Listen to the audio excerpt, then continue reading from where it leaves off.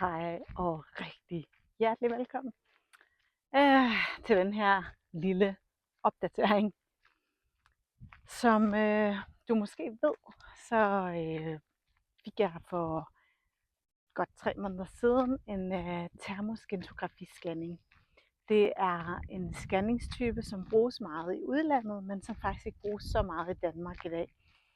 Men det er en scanningsform, som kan vise rigtig mange ting i opløbet. Det viser faktisk nogle tilstande i kroppen op til 70% hurtigere end de scanninger, de bruger i sundhedsvæsenet. Det er jo ret interessant, fordi jeg tror jo på, at sundhed er vigtigere end sygdom. Og jo tidligere vi kan opdage, at der er lidt hak i sundheden, jo nemmere kan vi også selv gøre noget ved det, i stedet for at blive afhængig af medicinalvirksomhederne og sundhedsvæsenet, som jo er i lommen på samme. That's just my 5 cents. Take it or leave it. Jeg har jo selv arbejdet i sundhedsvæsenet og er uddannet sygeplejerske, gør det heldigvis ikke mere. Og jeg tænker ikke, at sundhedsvæsenet er noget fanden har skabt, fordi der er virkelig, virkelig meget godt i det. Men forestil dig, hvis nu sundhedsvæsenet kunne bruges til det, der var meningen netop, når man er rigtig syg.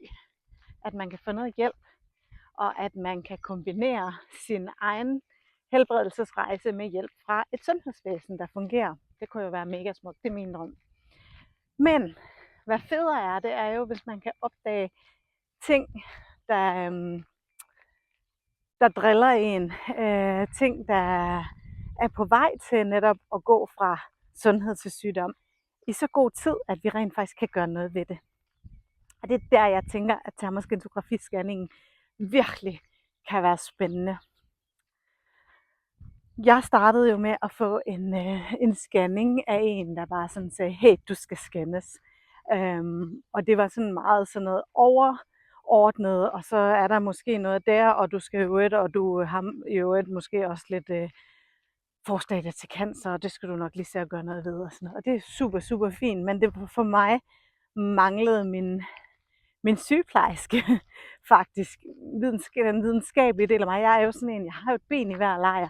Jeg vil helt vildt gerne have den her meget logiske sans, og det her store behov for at forstå og have forklaring på, og have uddybet ting.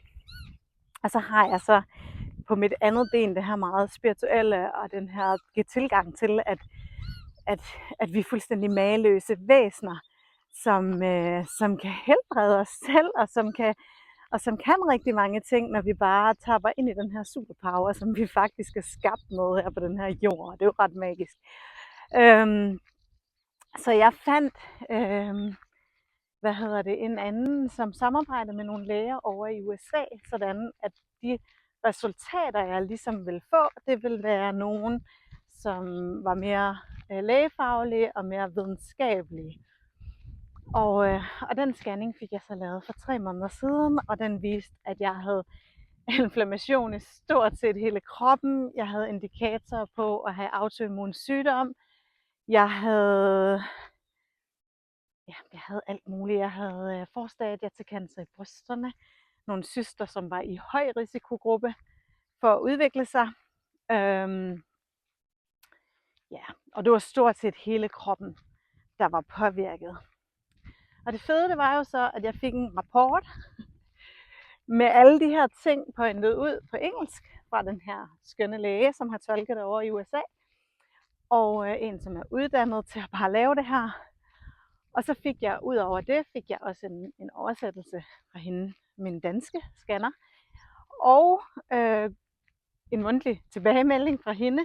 Plus, at jeg fik en masse gode råd til, jamen, hvad kan du gøre ved det, hvad kan du gøre ved det, hvad kan du gøre ved det. Og det gik jeg i gang med, fordi sådan er jeg. Jeg er sådan meget alt eller intet. Vil jeg være rask, eller vil jeg være syg? Og jeg vil jo faktisk rigtig gerne være rask. Og det har nogle konsekvenser. Altså hvis man går den her vej, skal man også være villig til at gå hele vejen. Fordi ellers så kan man ikke helbrede sig selv. Det er simpelthen nødt til at sige. Det betyder, at der vil være nogle afsavn undervejs, og der vil være nogle ting, man er nødt til at kigge på, fordi rigtig, rigtig meget sygdom Rigtig, rigtig meget manglende sundhed handler faktisk om, at vi har nogle ting, vi ikke får taget os af. Meget tit handler det om mentale problemer, om udfordringer i den retning. Og det er man med nødt til at være interesseret i at tage sig af, hvis man gerne vil gøre noget ved sin sundhed, når man opdager sådan nogle ting her. Og det var jeg indstillet på.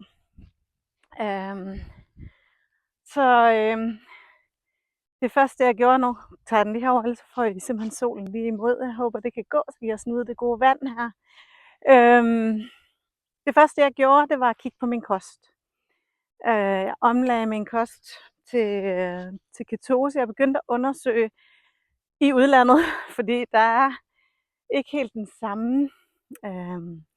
det samme fokus her i Danmark på at helbrede sig selv og på at gå den her lidt alternative vej. Der er muligheder, men der er ikke så mange. Og sundhedsvæsenet har jo slet ikke lyst til at kigge i den retning. Men jeg startede med at undersøge en hel masse på de udenlandske sider, og noget af det, som jeg blev ved med at falde over, det var keto. Altså få kroppen ned i fedtforbrænding, frem for at have den kørende i... jeg har gjort noget her. Jeg har sådan en ledning, der flapper i den her, jeg holder ved. Nå. I stedet for at køre kulhydratforbrænding, så spiser man meget, meget få kulhydrater, hvilket jo er et kæmpe plus, fordi alle de kulhydrater, vi får i dag, er jo totalt forarbejdet og crap mad, faktisk meget af det, desværre. Og jeg har mærket det tidligere, jeg har altid haft lidt svært ved, min fordøjelse har altid haft lidt svært ved at have det her med brød og pasta og alle de her ting. Jeg kan, hvis jeg virkelig investerer i god, gammel, økologisk speltmel, der ikke er fuldstændig finpudset, eller emmer, eller en af de her gamle melsorter, som ikke er fuldstændig smadret, som hveden er. Så jeg vidste jo godt, at jeg havde udfordringer. Jeg har også tidligere levet LCHF med det som min ledestjerne. Jeg er aldrig fuldstændig hysterisk, men jeg valgte alligevel at sige, at jeg giver det her et skud. Jeg giver det 3 måneder, hvor jeg går all in, og det kan godt være, at jeg så en gang imellem lige skal noget, hvor jeg vælger at flexe lidt på de her kulhydrater, men som udgangspunkt, så hedder det de næste 3 måneder, sætter jeg kroppen i ketose. Så det gjorde jeg. Og det har været vanvittigt godt. Altså, jeg har fået mere ro på den her sult, som jeg altid har døjet mig med. Så jeg spiser meget, jeg har en høj forbrænding. Også kvæg, at jeg er manifesting generator. Man skal spise meget, når man er manifesting generator, for bare når man sidder helt stille, forbrænder man, fordi ens energi bare kører i alle retninger hele tiden. Så jeg spiser meget og har altid gjort det, men det har også været meget sådan noget snackspisning. Den der, hey, jeg spiser lige lidt hygge noget her, og så kan jeg lige spise lidt på det her, og så du. Nå, men det har jeg egentlig fået ret meget kontrol over, hvis jeg spiser mine proteiner og mine grøntsager og mit fedt, især fedtstof, har jeg gået meget op i at ture og bare spise, fordi min erfaring er, at det gør meget for kroppen. Vi har brug for det. Selvfølgelig ikke alle de her planteolier, som er fuldstændig ødelagte og forarbejdet. Det er animalsk fedt, det er avocado, det er nødder, det er den type fedt. Alt det der rapsolie og solsikkeolie, det er så ødelagt, at det spiser jeg heller ikke. Men jeg gik i gang med det her keto, og det har nok været den største omvæltning, jeg har lavet i mit liv. Det har været det, og jeg har været ret konsekvent. Jeg tror, inden for den sidste måned, der har jeg spist kage en dag, og jeg har været til en konfirmation, hvor jeg også spiste lidt kage, ikke ret meget, bare en mikrostykke. Men udover det har jeg egentlig været enormt konsekvent. Jeg har været enormt standhaftig omkring det, og det har faktisk været utrolig nemt. Det er utroligt, hvad man kan have viljestyrke, når det handler om ens sundhed. I stedet for, altså det er jo igen det her med, det er jo ikke bare min sundhed, at jeg vil gerne være sund. Det var, hey, jeg bliver faktisk syg, hvis ikke jeg gør noget nu. Det er jo noget af en motivationsfaktor, det må vi også bare se i øjnene. Udover det, så har jeg spist rucola hver dag, fordi jeg havde for lidt mavesyre. Og det har jeg fået rettet lidt op. Ikke helt endnu. Det er jeg fuld gang med. Jeg mangler stadigvæk lidt. Så har jeg fået en behandler, som arbejder med bindevæv, men som faktisk kombinerer sin behandling med bindevævet, hvor han går ind og arbejder med de ting, der er låst i bindevævet og fascierne. Der går han ind og arbejder med overbevisninger og traumer, på den måde, at man går simpelthen ind og finder ud af, okay, hvad er det, der sidder i kroppen lige her? Og så fjerner vi dem og indsætter en ny overbevisning. Og det tror jeg på har gjort en kæmpe forskel. Jeg skal nok lave et lille shout-out sidst i den her video, hvem det er, der har hjulpet mig, ikke fordi jeg har fået noget som helst betalt. Det er bare en ægte og ærlig og kærlig anbefaling, fordi at det har virkelig været fantastisk. Så har jeg selvfølgelig været inde og kigge på, jamen okay, men hvad er det, der ligger bag, når man har de og de udfordringer? Hvad er det for nogle metafysiske ting, metasundhed ting, som ligger bag, når nu for eksempel, at jeg har nogle udfordringer der. Hvad kan det skyldes sådan rent metasundhed? Så har jeg været inde og kigge på det, og arbejde med det, kigge det i øjnene, forløst det. Altså, det handler rigtig, rigtig meget om det. Og så har jeg fået rigtig, rigtig meget fokus på noget, som jeg har arbejdet med i mange år, men på et lidt ubevidst plan, og det har jeg fået noget mere bevidst nu. Og det handler om det her med at virkelig at ægte ture og være til stede i nuet. Fordi det er sådan, at alt, hvad der hedder bekymring og frygt og depression og stress og alt muligt andet, det bor ikke i nuet. Det bor i fortiden, og det bor i fremtiden. Så det er det her med, at hvis vi hele tiden hænger, og ja, jeg har kigget på gamle traumer, der har siddet, men det har været meget koncentreret, at så har jeg været ude ved Jakob, som min behandler hedder, og så har vi fundet et eller andet, og så har vi arbejdet med det, og snakket om det, og bearbejdet det, og fjernet det, og så har vi sat en ny overbevisning, en ny handling ind. Resten af tiden har jeg ikke brugt tid på det, for at være helt ærlig. Og det er gået op for mig, hvor meget det er noget, jeg har arbejdet med i de sidste mange, mange år, uden at jeg egentlig har været bevidst om, at det lige præcis var det, jeg arbejdede med. Jeg vidste det godt, men vidste ikke, hvor vigtigt det egentlig var, hvor stor betydning det havde. For eksempel når, altså jeg har jo erfaret, at nogle mennesker kommer ind i vores liv for at gå med os resten af livet. Andre mennesker kommer ind og går med os over en længere årrække, mens andre igen, de bare lige kort kommer ind og påvirker vores liv, og så forsvinder de ud af vores liv igen. Og det kan godt være virkelig, virkelig hårdt. Men jo mere man kan forstå det med sådan non-attachment, og netop bare med væren i nuet. Nu er du her, og det er jeg sindssygt glad og taknemmelig for. Nu skal du videre, eller jeg skal videre, og det kan være begge måder, ikke? Men det er jeg også sindssygt taknemmelig for. Altså simpelthen bare være i livet med den her dybe tillid til, at alt er, som det skal være. Og at lige nu er alt jo godt. Ikke? Det kan godt være, at for 3 måneder siden fik jeg en scanning, der fortalte mig, at jeg var i høj risiko for at få brystcancer. Det var sådan lige sidste step, ikke? Og hvis jeg nu havde brugt hver eneste nu på at tænke på det, og fokusere på det, og være bange for det, og bekymre mig om det, og bekymre mig om, hvad der vil komme i fremtiden, og tænke over, hvad det var, der var skyld i, at jeg havde fået, altså, så havde den energi blevet næret, og så var der sket det, at jeg havde fået brystcancer. I stedet for, så fokuserede jeg på, godt, jeg er i noget højrisiko nu, nu er det nu skal der ske noget, hvad kan jeg gøre, fokus på det, og så har jeg lavet det ligge, fordi selvom jeg for 3 måneder siden fik at vide, hey, du er i høj risiko for at få brystcancer, hvis ikke du gør noget nu, så har du det lige om lidt. Prøv så at kigge her, lige nu. Ikke?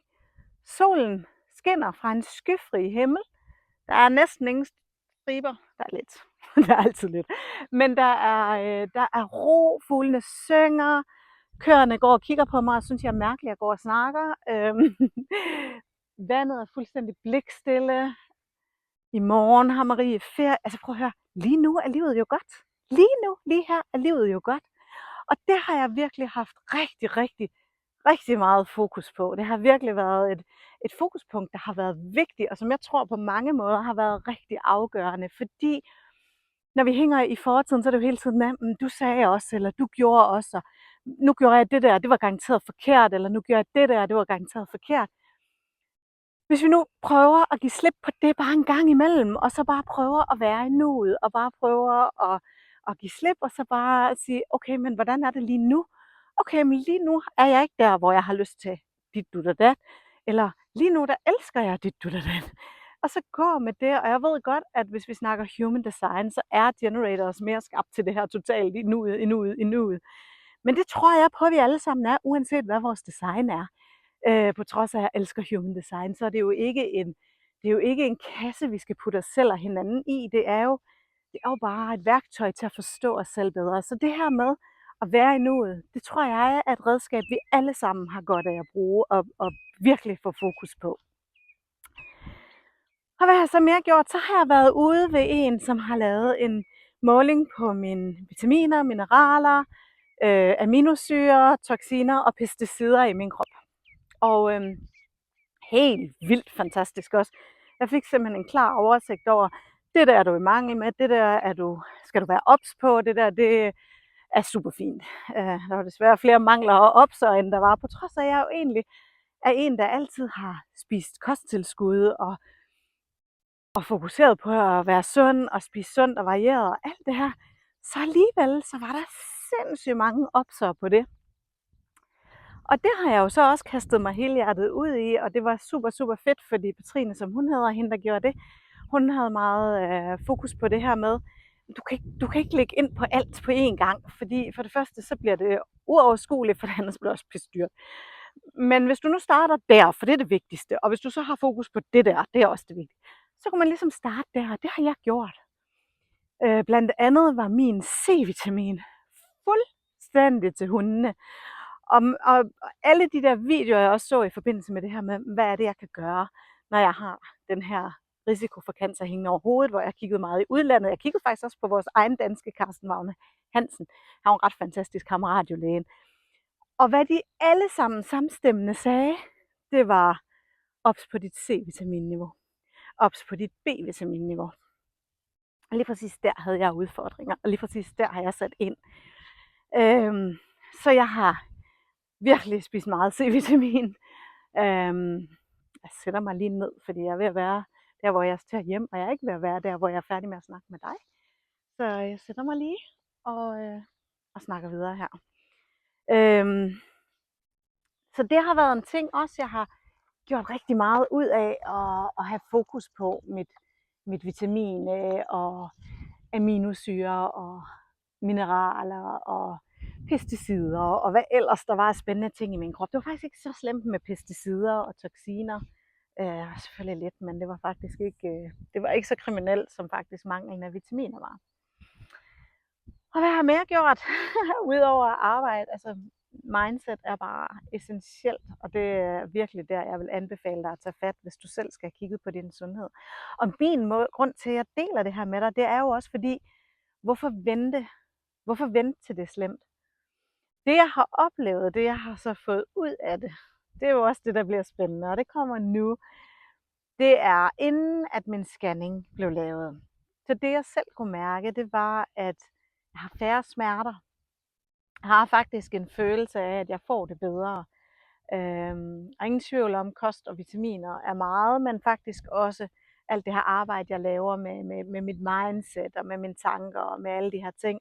Det gør også meget. Så jeg har fået færre smerter. Altså, det er jo ikke fordi, de sådan er, nu er de bare væk, men der sker noget. Det er der slet ikke nogen tvivl om. De ændrer sig, nogle af dem, og andre af dem, de er faktisk sådan dæmpet ekstremt meget. Så har vi overskuddet. Det blev større. Og du skal huske, at vi snakker jo altså om mig, der har fået en førtidspension, inden jeg blev 40, fordi at mine smerter har været så massive, og fordi mit overskud har været så lille. Og mit overskud er begyndt at vokse. Der er ikke nogen tvivl om igen. Jeg er ikke i mål endnu. Og jeg ved heller ikke, om jeg nogensinde kommer det. Det er faktisk ikke så vigtigt for mig. Men jeg har det overordnet bedre. Jeg føler mig mere sund, jeg føler mig mere samlet, jeg føler mig mere i balance i hele min krop.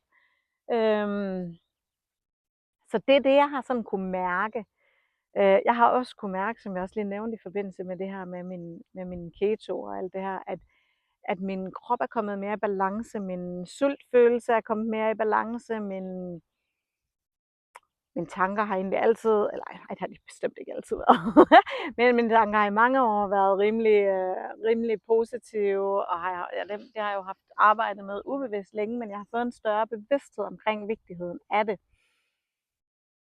Så overordnet set har jeg fået det bedre. Og så bookede jeg jo så skønne Sanne, som laver min scanning, og hende bookede jeg faktisk og fik lukket hende til at komme herop. Jeg fik samlet et crowd, fordi hun bor i Hornbæk.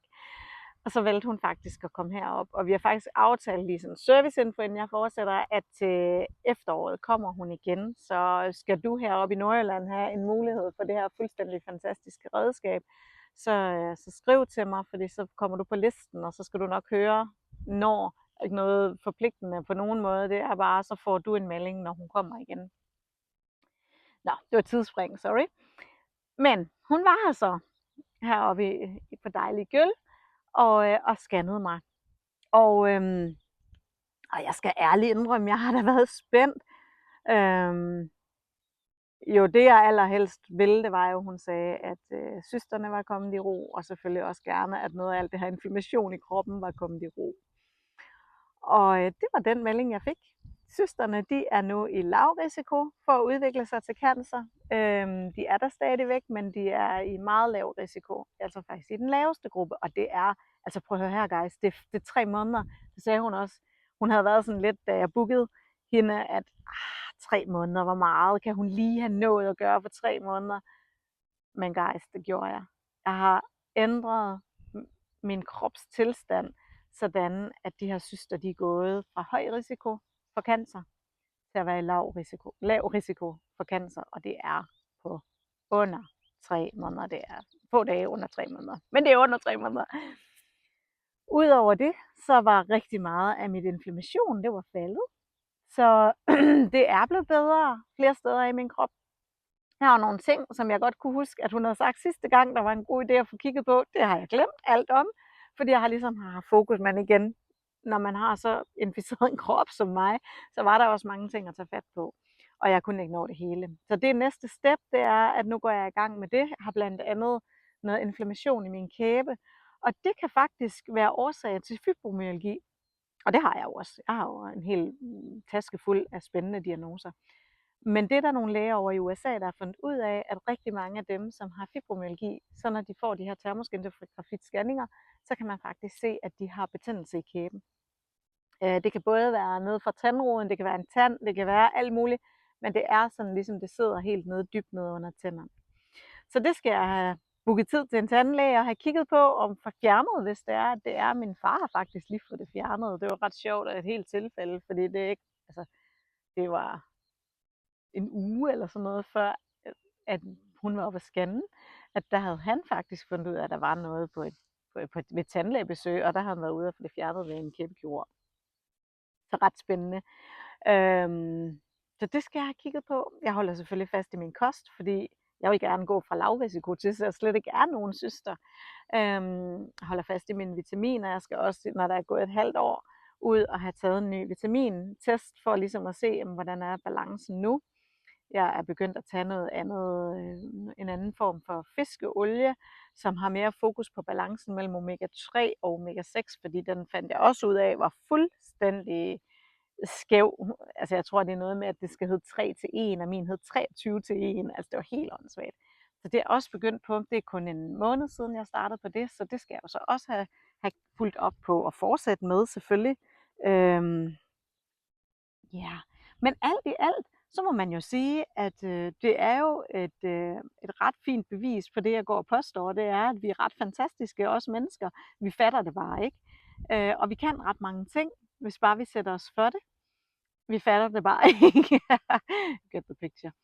Så ja, det var en lille update her fra mig. Jeg er ved godt mod. Jeg er på ingen måde smertefri, jeg er på ingen måde mål, men jeg er edderspark med langt hen ad vejen, godt på vej, ikke?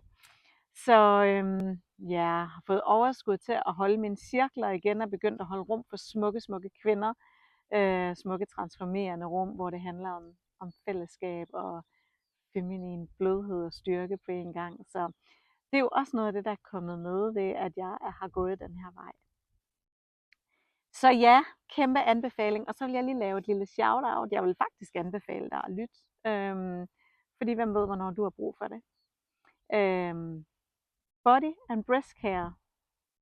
Søg det. Så finder du Sanne, som laver de her termoskinfografier. Og hun skal nok hjælpe dig på vej. Hun tager rundt i hele Danmark. Det kræver lige, at der er lidt flere samlet end bare én. Men nogle gange har hun nogle ture rundt, hvor at hun kommer, hvis man har brug for det. Så er der anatomia.dk. Det er min behandler Jakob Juhl, som bor i Aalborg, ude i Gistrup faktisk, men der ligger i Aalborg. Han er værd at køre efter. Virkelig også rimelige priser, og han er virkelig, virkelig dygtig. Du skal være indstillet på, at du også vil arbejde med dine overbevisninger, og med de ting, han også kan der, fordi han kan godt gøre noget for din fysiske krop. Han har nogle teknikker, som er virkelig, virkelig gode. Men kombineret med det her med at ture og gå vejen og arbejde med dine overbevisninger, my god, så har vi altså et redskab her, som er sindssygt godt. Så er der Petrine. Hendes Instagram hedder Sund Start. Jeg ved faktisk ikke, om hun har en hjemmeside. Men hun bor også i Aalborg og laver de her test, hvor du får testet både dine vitaminer, mineraler, aminosyre, pesticider og toksiner. Sindssygt dygtig og meget, meget behagelig kvinde, og det koster nærmest ingenting. Så det er for dumt ikke at gøre det. Du kan få din krop så meget balance ved det. Og hvad har vi ellers? Jeg tror faktisk, det er dem, jeg lige vil shout-oute til i dag, fordi jeg synes bare, at de har gjort en kæmpe forskel for mig. Og så vil jeg lave et shout-out til dig selv. Fordi der er ikke nogen, der kan komme og redde dig. Der er ikke nogen, der kan komme og ændre ting for dig. Kun dig. Du er din egen største savior. Du skal bare ture og gå vejen. Du skal bare ture og kigge på det der. Du skal ture at være i nuet. Du skal ture at give slip på fortiden. Du skal ture og lade fremtiden ligge, indtil du når frem til den. Fordi det er de der bekymringer om fremtiden. Jeg kan huske, at jeg engang så et opslag, hvor der stod, det med bekymringer, det er ret interessant, for 85%, jeg spilder tid, for 85% af dem bliver ikke til noget. Og det er så rigtigt. Forhold dig til tingene, når de lander, lad være med at gå og bekymre dig om dem. Og det samme med det der, altså ja, der har været lort i vores fortid, der har været lort i min fortid. Jeg har oplevet så mange ting, der er en grund til at kunne skrive en selvbiografi, inden jeg blev 80, fordi jeg har været igennem så mange ting i mit liv. Men prøv at høre, smerten er uundgåelig. Lidelsen er et valg. Så accepter, at der har været smerte. Arbejd med det. Transformer det. Slip det. Så lad det ligge. Fokuser på lige nu, lige her. Jeg blev voldtaget som 15-årig. Og jeg brugte rigtig mange år på at fortsætte det mønster. Men lige nu, lige her, der er jeg ikke ved at blive voldtaget. Og jeg har ikke det mønster. Jeg sidder her, og solen skinner, og fuglene synger, og vandet bølger lige så forsigtigt. Altså prøv at høre. What's not to like? Fokus på nuet. Det er den største game changer, selvom det er så banalt, at du nogensinde vil komme til at møde. Tak, fordi du lyttede med, og tak, fordi du i det hele taget følger med. De her delinger, jeg laver, er jo lige så meget for mig selv. Enormt meget transformation for mig i at tale. Men jeg er glad for, at lige præcis du lytter med. Det betyder utrolig meget. Så kæmpe tak for dig. Ses. Nå, men så er det jo sådan, at når man nu er sådan et lidt usamlet menneske, eller hvad man nu skal kalde det, så har man jo ikke planlagt en hel masse. Og når man ikke har planlagt en hel masse, så er der også risiko for at glemme noget. Så jeg laver lige sådan en lille opdatering, fordi noget af det, som det faktisk også viste, den her scanning, det var faktisk, der er ikke indikationer på, at jeg har en autoimmun sygdom mere. Det har jeg også behandlet væk. Og så er der faktisk en mere, jeg lige vil give et shout-out. Jeg har nemlig også været i kvante healingsrum flere gange. nede i Viborg, eller Jarbæk, nede ved Viborg. Der bor der et ægtepar, som har valgt at være nogle af de første her i Danmark, som har fået installeret det her kvanteenergifelt, som hjælper kroppen med at genopbygge sine celler. Hvis du forestiller dig, at du har din mobiltelefon, den er ved at løbe tør for strøm, og den kan ikke rigtig noget mere, så sætter du den i lader, og så kan den en hel masse igen. Det er lidt det samme. Du sætter dig selv i lader, når du sætter dig dernede i 2 timer. Så jeg kan virkelig også lave kæmpe shout-out til Quantum Energy i Viborg. Bjarne og Anja, som bare er, Benny og Anja, Benny, som bare er nogle fuldstændig fantastiske mennesker, og som har valgt at kaste sig ud i det her, den her kæmpe sats og få det her til Danmark. Og så her i Jylland, det er jo mega fedt. Det findes også i København. Hvis du bor midt imellem, så vælger jeg at tage op til Benny og Anja. Men kæmpe shout-out til dem også. Så det var bare lige sådan en lille opdatering. Jeg havde lige glemt de 2 ting, og dem havde jeg bare mega meget lyst til at have med. Så have en dejlig dag.